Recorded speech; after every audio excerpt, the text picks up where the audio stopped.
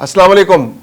Iran Israel जंग में 2 हफ्ते का लफ्ज बहुत अहमियत इख्तियार कर गया है। अमेरिका का कहना है कि ईरान अगले 2 हफ्ते में एटमी हथियार बना सकता है। वो ये काम बहुत तेजी से कर रहा है और मुमकिन है चंद दिनों में यह प्रोसेस मुकम्मल हो जाए। उन्होंने कहा कि अमेरिका किसी सूरत ईरान को इजाजत नहीं देगा कि वो एटमी हथियार बनाए। इसके अलावा अमेरिका ने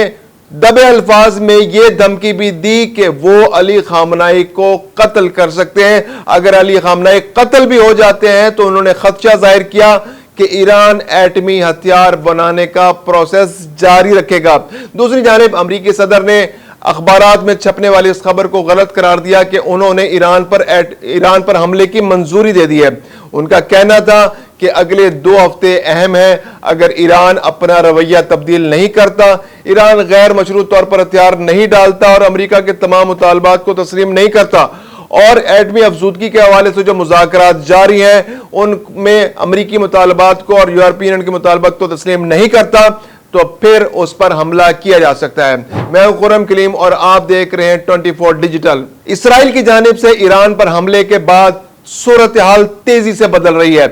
अमेरिका अब दबे अल्फाज में, कभी खुले अल्फाज में ईरानी सुप्रीम कमांडर अली खामनाई को कत्ल करने की धमकियां दे रहे हैं और वो ये कह रहे हैं कि ईरान ने एक ऐसा प्रोसेस बना लिया है जिसके अंदर उसके पास एटमी हथियार बनाने की सलाहियत मौजूद है और अगर आज उसको ऑर्डर मिलता है तो अगले 2 हफ्ते के अंदर एटमी हथियार इस काबिल हो जाएंगे कि उन्हें किसी भी मुल्क पर लॉन्च किया जा सकता है। अमेरिका का कहना है, यानी अमेरिका दफ्तर खारजा का कहना है कि वो ईरान को वार्न कर रहे हैं कि वो इस प्रोसेस से दूर रहें और उन्होंने ये भी खदशा जाहिर किया है कि ईरान इतना ताकतवर हो चुका है एटमी तवानाई के मामले में कि अगर आज ईरानी सुप्रीम कमांडर को कत्ल भी कर दिया जाए तो ईरान एटमी हथियार बना लेगा। यानी अमेरिका की जानिब से ये इशारा दिया जा रहा है कि अली खामनाई को कत्ल भी किया जा सकता है और एटमी हथियारों का जो प्रोसेस है उसको हर मुमकिन अमेरिका रोकेगा। दूसरी जानिब आज 2 बहुत अहम इजलास होने जा रहे हैं। एक जनेवा के अंदर जहां फ्रांस, बरतानिया, जर्मनी और यूरोपीय यूनियन आज ईरान के साथ मुज़ाकरात करेंगे। एजेंडा है यूरेनियम मौजूदगी से ईरान को रोकना। पहले भी ईरान इनके साथ मुआहदा कर चुका था, अमेरिका भी इसमें शामिल था और अब अमेरिका खुद इस मुज़ाकरात से बाहर निकल गया था, इस मुज़ाकरात को खत्म कर दिया था, साबका मुआहदे को खत्म कर दिया था और मजीद सख्त शराइत के साथ ईरान पर दबाव डाला जा रहा था कि वो एक नया मुआहदा करे। अब आज मुज़ाकरात की टेबल पर यूरोपीय यूनियन, फ्रांस,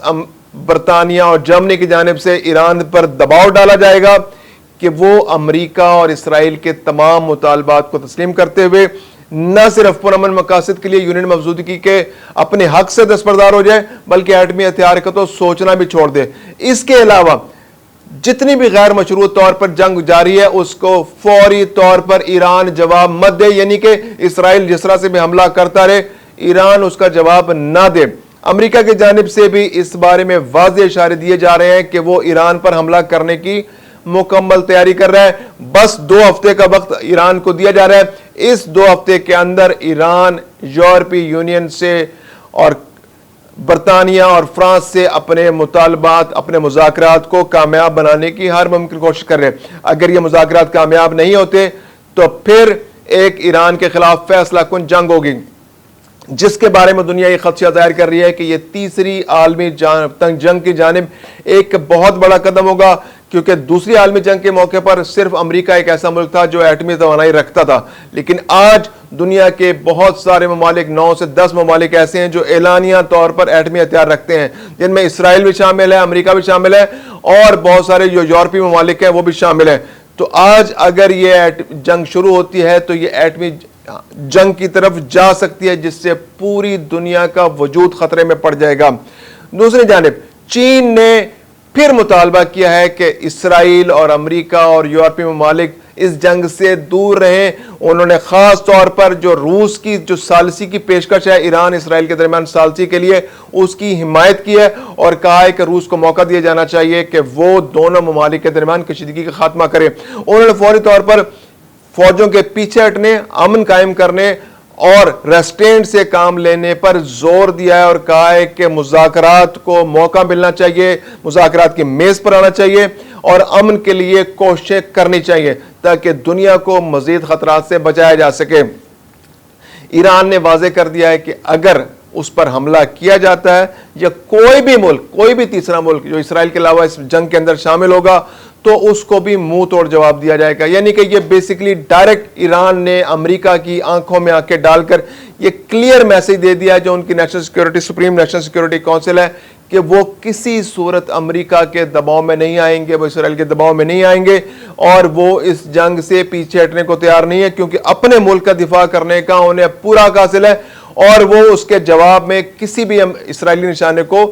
ہدف کو نشانہ بنائیں گے۔ دوسری جانب ایران نے واضح کر دیا ہے کہ اب تک انہوں نے کسی سویلین ٹھکانے کو نقصان نہیں پہنچایا۔ اسرائیل اور امریکہ اور جو مغربی میڈیا پروپیگنڈا ہے وہ صرف اور صرف جھوٹ کا پلندہ ہے۔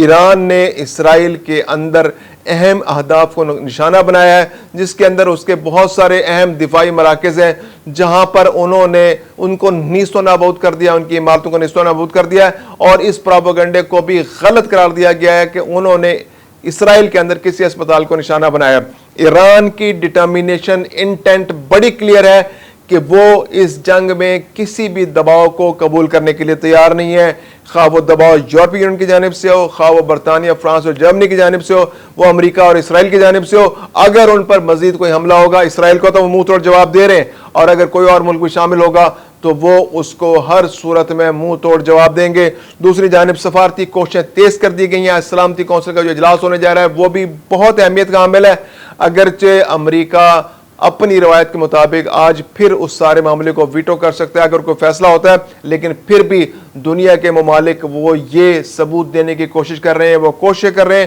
کہ اقوام متحدہ کو شاید شرم آ جائے اور وہ امن کے لیے جو اس کا اصلی کردار ہے کوئی کردار ادا کر سکے۔